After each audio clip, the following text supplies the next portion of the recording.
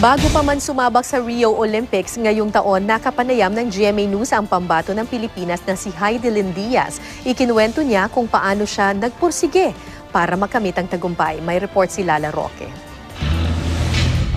Ako si Hidilyn Diaz. Yung sports ko ay weightlifting.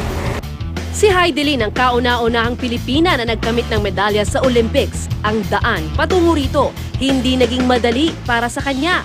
Taong 2011 nang makapanayam ng GMA News Special Assignments Team si Hidilyn habang naghahanda para sa 2012 London Olympics.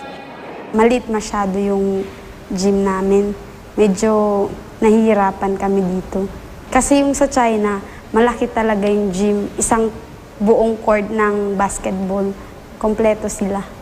Hindi raw kasi sapat ang budget ng Philippine Sports Commission para sa pangangailangan ng mga gaya niyang atleta. Yung tuhod din dito parang sumasakit. Kasi kahoy nga lang.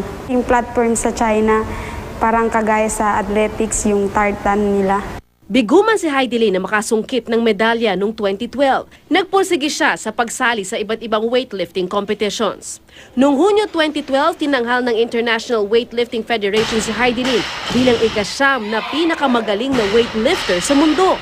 Sa Rio Olympics ngayong taon, silver medalist na si Hidilyn. Ang kanyang medalya, pang-10 pa lang ng bansa at kauna-unahan sa weightlifting category.